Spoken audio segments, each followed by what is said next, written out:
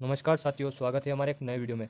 आज हम बात करेंगे एमपी टेट वर्ग 3 के मोस्ट पॉपुलर क्वेश्चंस के बारे में सीडीपी में। तो दोस्तों, मैं उम्मीद करता हूं कि आपको हमारा ये वीडियो पसंद आया होगा। तो चलिए शुरू करते हैं बिना किसी देरी के। तो अपना पहला सवाल ये रहा, किसने कहा था कि शिक्षा वह प्रक्रिया है जो बालक की आंतरिक शक्तियों और बाह्यतम बनाती है। दोस्तों, किसने कहा था कि शिक्षा वह प्रक्रिया है जो बालक की आंतरिक शक्तियों को बाह्यतम बनाती है? ऑप्शन ए सुकरात, option B Pestalozzi, option C Froebel, option D none. तो दोस्तों, इसका करेक्ट जवाब होगा ऑप्शन सी फ्रोबेल। फ्रोबेल इसका करेक्ट आंसर होगा। चलिए अगले सवाल की ओर चलते हैं। अगला सवाल ये रहा, शिक्षा का आधारभूत उद्देश्य क्या है? ऑप्शन ए ज्ञान प्रदान करना, ऑप्शन बी व्यक्ति का विकास करना, ऑप्शन सी परीक्षा उत्तीर्ण कर उपाधि प्राप्त करना, या ऑप्शन डी किसी व्यवसाय हेतु तैयार करना। तो शिक्षा का सबसे मूल उद्देश्य होता है वो होता है व्यक्ति का विकास करना, उसका सभी प्रकार से विकास करना। तो इसका करेक्ट ऑप्शन होगा ऑप्शन बी। चलते हैं अगले क्वेश्चन की ओर। अगला क्वेश्चन ये रहा, किसने कहा कि मनोवैज्ञानिक व्यवहार का धनात्मक विज्ञान है? Option A Morgan, option B Warren, option C Watson, option D McDougall. इसका सही जवाब होगा option C Watson. Watson is the correct answer. चलते हैं अगले क्वेश्चन की ओर। अगला क्वेश्चन ये रहा, सर्वप्रथम मनोवैज्ञानिक को किस विषय का अध्ययन करने वाले विषय के रूप में परिभाषित किया गया है? सर्वप्रथम मनोवैज्ञानिक को किस विषय का अध्ययन करने वाले विषय के रूप में परिभाषित किया गया? ऑप्शन मन का विज्ञान, आत्मा का विज्ञान, या चेतना का अध्ययन, या व्यवहार का अध्ययन। तो इसका करेक्ट ऑप्शन होगा ऑप्शन बी, आत्मा का अध्ययन। दोस्तों, आत्मा का अध्ययन करने वाले विषय के रूप में परिभाषित किया जाता है, सर्वप्रथम मनोवैज्ञानिक के विषय में परिभाषित किया जाता है। चलते हैं अगले क्वेश्चन की ओर। अगला क्वेश्चन ये रहा, विधि के विषय के रूप में शिक्षा सूची आती है। विधि के विषय के रूप में सूची आती है। संघीय सूची, राज्य सूची, समवर्ती सूची, या अवशेषी शक्तियाँ। तो दोस्तों, इसका सही जवाब होगा ऑप्शन सी, समवर्ती सूची। समवर्ती सूची। चलिए अगले क्वेश्चन की ओर। अगला क्वेश्चन ये रहा, संविधान के किस संशोधन से शिक्षा एक मौलिक अधिकार बन गई है? ऑप्शन ए 25वें संविधान, ऑप्शन बी 86वें संविधान, ऑप्शन सी 22वें संविधान, या ऑप्शन डी 92वें संविधान। तो दोस्तों, इसका करेक्ट ऑप्शन होगा ऑप्शन बी, 86वें संविधान से। चलते हैं अगले क्वेश्चन की ओर। अगला क्वेश्चन ये रहा, भारतीय संविधान में शिक्षा का अधिकार मूल अधिकार के रूप में जोड़ा गया है। भारतीय संविधान में शिक्षा का अधिकार को मूल अधिकार के रूप में जोड़ा गया है। ऑप्शन ए धारा 45 में, ऑप्शन बी धारा 21 में, ऑप्शन सी धारा 45 में, या ऑप्शन डी धारा 22 में। तो इसका करेक्ट ऑप्शन होगा ऑप्शन बी, धारा 21 में। धारा 21 में करेक्ट ऑप्शन होगा ऑप्शन बी। चलिए अगले क्वेश्चन की ओर। अगला क्वेश्चन ये रहा, प्राथमिक विद्यालय में मिड डे मील कार्यक्रम प्रारंभ करने का प्रमुख कारण क्या था? मतलब प्राथमिक विद्यालय में मध्याह्न भोजन कार्यक्रम प्रारंभ करने का प्रमुख कारण क्या था?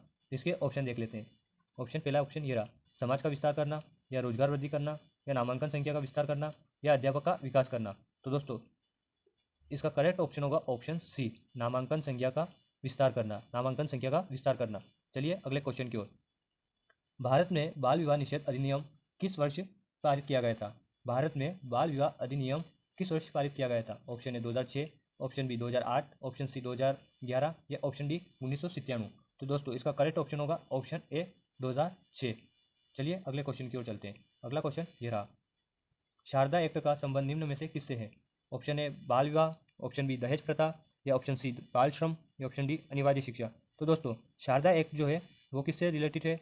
ऑप्शन ए बाल विवाह। बाल विवाह इज द करेक्ट आंसर। चलिए अगले क्वेश्चन की ओर। सर्व शिक्षा अभियान संबंधित है। दोस्तों, सर्व शिक्षा अभियान किससे संबंधित है? प्रौढ़ अवस्था से, प्राथमिक शिक्षा से, बालिकाओं की शिक्षा से, या माध्यमिक शिक्षा से। तो इसका करेक्ट ऑप्शन होगा ऑप्शन बी, प्राथमिक शिक्षा से। सर्व शिक्षा अभियान किससे संबंधित है? तो प्राथमिक शिक्षा से। चलिए अगले क्वेश्चन की ओर चलते हैं। किस क्षेत्र में सुधार के लिए ऑपरेशन ब्लैक बोर्ड शुरू किया गया? किस क्षेत्र के सुधार के लिए ऑपरेशन ब्लैक बोर्ड? दोस्तों, ऑपरेशन ब्लैक बोर्ड की शुरुआत सन 1987 में हुई थी। कब हुई थी? 1987 में। ठीक है, इसका करेक्ट ऑप्शन होगा ऑप्शन ए, प्राथमिक शिक्षा। चलिए अगले क्वेश्चन की ओर चलते हैं। अगला क्वेश्चन ये रहा, शिक्षा का अधिकार अधिनियम आरटीई एक्ट किस वर्ष से प्रभावी हुआ? शिक्षा का अधिकार अधिनियम आरटीई एक्ट किस वर्ष से प्रभावित हुआ है? ऑप्शन ए 2009 से, या 2010 से, या 2005 से, या 2001 से। तो दोस्तों, इसका करेक्ट ऑप्शन होगा ऑप्शन बी, 2010 से। दोस्तों, 2010 से शिक्षा का अधिकार अधिनियम प्रभावी हुआ है। चलिए अगले क्वेश्चन की ओर। एनसीईआरटी द्वारा राष्ट्रीय पाठ्यचर्या की रूपरेखा कब प्रस्तुत की गई थी? राष्ट्रीय एनसीईआरटी द्वारा पाठ्यचर्या की रूपरेखा कब प्रस्तुत की गई थी? तो दोस्तों, इसका करेक्ट ऑप्शन होगा ऑप्शन सी, 2005। 2005 में इसकी रूपरेखा प्रस्तुत की गई थी। अगला क्वेश्चन ये रहा, एनसीएफ मतलब एनसीएफ 2005 बल देता है किस पे? करके सीखना, या रटने पर, समस्या हल करने पर, या ये सभी। तो दोस्तों इसका ये तीनों ही ऑप्शन गलत है। रटना तो कभी हो ही नहीं सकता, समस्या हल करने पर भी नहीं है, और ये सभी तो आएगा नहीं। तो इसका करेक्ट ऑप्शन होगा ऑप्शन ए, करके सीखना। एनसीएफ जो है वो करके सीखने पर बल देता है। अगला क्वेश्चन ये रहा, राष्ट्रीय पाठ्यचर्या फ्रेमवर्क 2005 एनसीएफ ने अपनी समझ से प्राप्त की क्या की? ऑप्शन ए व्यवहारवाद, या रचनावाद, संज्ञानात्मक सिद्धांत, या मानवतावाद। तो दोस्तों इसका करेक्ट ऑप्शन होगा ऑप्शन बी, रचनावाद। रचनावाद इज द करेक्ट आंसर। चलिए अगले क्वेश्चन की ओर चलते हैं। अगला क्वेश्चन ये रहा, मनोवैज्ञानिक की प्रवृत्ति की मुख्य विशेषता है। मनोवैज्ञानिक प्रवृत्ति की मुख्य विशेषता है। ऑप्शन ए बाल मनोविज्ञान पर बल, ऑप्शन बी बालक के व्यक्तित्व का आधार, ऑप्शन सी व्यक्तिगत विभिन्नता व सिद्धांत पर बल, या ऑप्शन डी इनमें से सभी। तो दोस्तों मनोवैज्ञानिक प्रवृत्ति की मुख्य विशेषता, एक तो बाल मनोवैज्ञानिक पर बल देना, ये भी है। बालक के व्यक्तित्व का आदर करना, ये भी है।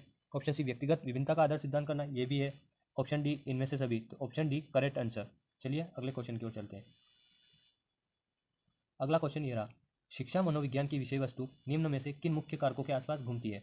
शिक्षा मनोविज्ञान की विषय वस्तु निम्न में से किन कारकों के आसपास घूमती है? ऑप्शन ए शिक्षार्थी एवं अधिकार अधिनियम अनुभव, ऑप्शन बी शिक्षक एवं अधिगम प्रक्रिया, ऑप्शन सी अधिगम परिस्थितियां, या ऑप्शन डी ये सभी विकल्प सही है। तो दोस्तों इसका करेक्ट ऑप्शन होगा ऑप्शन डी, ये सभी। शिक्षा मनोविज्ञान की विषय वस्तु में से सभी कारक आसपास घूमते हैं, जैसे शिक्षार्थी एवं अधिगम अनुभव ये भी घूमता है, शिक्षक एवं अधिगम प्रक्रिया ये भी होता है, और अधिगम परिस्थितियाँ ये भी होता है। चलिए अगले क्वेश्चन की ओर चलते हैं। अगला क्वेश्चन ये रहा, शिक्षा मनोविज्ञान के मुख्य तत्व कौन कौन से हैं? ये शिक्षा मनोविज्ञान के मुख्य तत्व हैं। तो ऑप्शन देखते हैं, शिक्षार्थी ये भी है, सीखने की प्रक्रिया ये भी है, अध्यापक भी है, मतलब ये तीनों ही आपस में कनेक्ट है। तो इसका करेक्ट ऑप्शन होगा option D. Option D is the correct answer. चलिए नेक्स्ट क्वेश्चन की ओर। अगला क्वेश्चन ये रहा, अंतः दर्शन का तात्पर्य। अंतः दर्शन का तात्पर्य है अंतः दर्शन। तो दोस्तों अंतः दर्शन वो होता है जो खुद के अंदर है ना, खुद के अंदर देखना, संयम के अंदर। तो ऑप्शन देखते हैं इसके, अपने व दूसरों के अंदर देखना, ये तो हो ही नहीं सकता। गहन निरीक्षण करना, ये भी नहीं हो सकता। पूर्व अनुमान करना, ये भी नहीं हो सकता। तो इसका करेक्ट ऑप्शन होगा ऑप्शन बी, अपने में देखना। करेक्ट आंसर होगा ऑप्शन बी। चलिए अगले क्वेश्चन की ओर। सवाल ये रहा, संवेगात्मक बुद्धि के बारे में किन मनोवैज्ञानिकों का प्रमुख योगदान है? Option A Peter Salovey, option B Mayer, option C Daniel Goleman, या ऑप्शन डी उपरोक्त सभी। तो दोस्तों संवेगात्मक बुद्धि के बारे में एक तो पीटर सोल्वे का भी बहुत योगदान रहा है, मेयर का भी योगदान रहा है, डेनियल गोलमेल का भी बहुत योगदान रहा है। तो इसमें से करेक्ट ऑप्शन होगा वो होगा option D. Option D correct answer होगा। चलिए अगले क्वेश्चन की ओर। अगला क्वेश्चन ये रहा, निषेधात्मक शिक्षा पर बल दिया था। किसने बल दिया था निषेधात्मक शिक्षा पर? तो दोस्तों निषेधात्मक बल पर किसने बल दिया था? तो प्लेटोन दिया था, क्या डीविन दिया था, या रूसो ने दिया था, या कमुनियन दिया था? तो इसका करेक्ट ऑप्शन होगा वो होगा ऑप्शन सी, रूसो ने निषेधात्मक शिक्षा पर बल दिया था। चलिए अगले क्वेश्चन की ओर चलते हैं। अगला क्वेश्चन ये रहा, निम्नलिखित में से कौन सा कथन सही है? पहला है परिपक्वता में अभ्यास का महत्व होता है, परिपक्वन एक शारीरिक क्रिया है, परिपक्वता मृत्यु पर्यंत चलती है, या परिपक्वता में केवल मात्रात्मक बदलाव सम्मिलित होता है। तो दोस्तों परिपक्वता का ऑप्शन बी करेक्ट ऑप्शन होगा। ऑप्शन बी परिपक्वन एक शारीरिक क्रिया है। चलिए अगले क्वेश्चन की ओर चलते हैं। अगला क्वेश्चन ये रहा, परिपक्वता का संबंध है। परिपक्वता का क्या संबंध हो सकता है दोस्तों? क्या विकास से हो सकता है, या वृद्धि से हो सकता है, या सृजनात्मकता से हो सकता है, या रुचि से? तो इसका करेक्ट ऑप्शन होगा वो होगा ऑप्शन ए, विकास से परिपक्वता का संबंध है। चलिए अगले सवाल की ओर चलते हैं।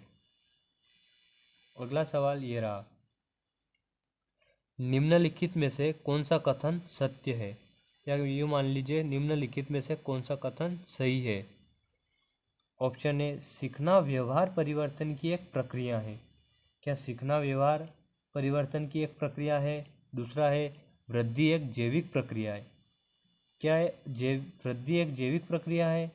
क्या विकास एक मात्रात्मक प्रक्रिया है? या शिक्षा एक उन्मुख प्रक्रिया है? तो दोस्तों इसका करेक्ट ऑप्शन होगा वो होगा ऑप्शन बी, ऑप्शन सी, विकास एक मात्रात्मक प्रक्रिया है। चलिए अगले क्वेश्चन की ओर चलते हैं।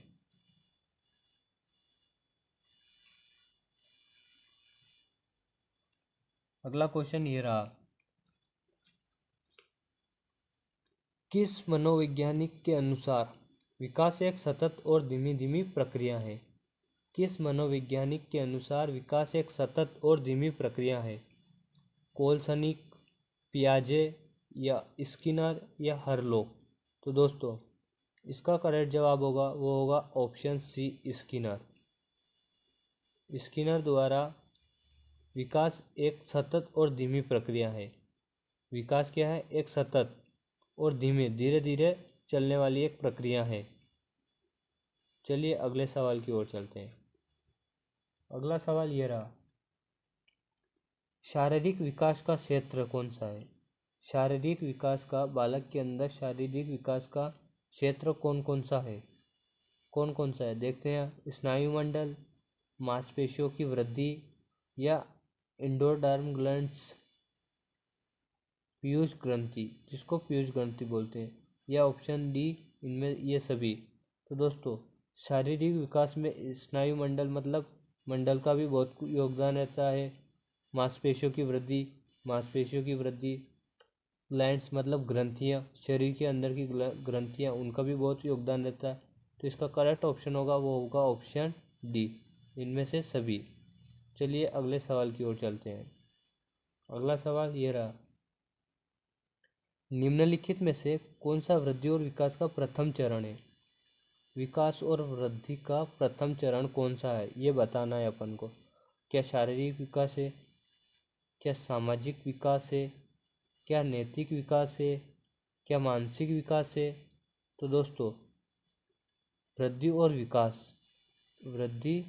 विकास का प्रथम चरण है वो है शारीरिक विकास। प्रथम जो चरण है वो होगा शारीरिक विकास। तो दोस्तों इसका करेक्ट ऑप्शन होगा वो होगा ऑप्शन ए। चलिए अगले सवाल की ओर चलते हैं। अगला सवाल ये रहा, वृद्धि व विकास का मुख्य सिद्धांत है। वृद्धि और विकास का मुख्य सिद्धांत है। पहला है तत्परता का नियम, या एकता का नियम, या व्यक्तित्व अंतर का सिद्धांत, या इनमें से सभी। तो दोस्तों इसका सही ऑप्शन होगा वो होगा ऑप्शन सी, व्यक्तित्व अंतर का सिद्धांत। ये मुख्य सिद्धांत है। तत्परता का नियम हो ही नहीं सकता, एकता का नियम भी नहीं हो सकता है, और इनमें से सभी ये भी नहीं हो सकता है, क्योंकि वृद्धि और विकास सभी की अलग अलग होती है। चलिए अगले सवाल की ओर चलते हैं। अगला सवाल ये रहा, निम्नलिखित में से कौन सा कारक बालक के विकास को प्रभावित करता है? अंतःस्रावी ग्रंथि, बालक के भीतर में कौन कौन से प्रभावी और कारक प्रभाव करते हैं? पौष्टिक भोजन, रोग और कीट, या उपयुक्त सभी? तो दोस्तों इसमें से सभी आएगा। पौष्टिक भोजन भी होगा, रोग और कीट भी प्रभावित करते हैं, अंतःस्रावी ग्रंथियाँ भी। तो इसका करेक्ट ऑप्शन होगा वो होगा ऑप्शन डी। धन्यवाद।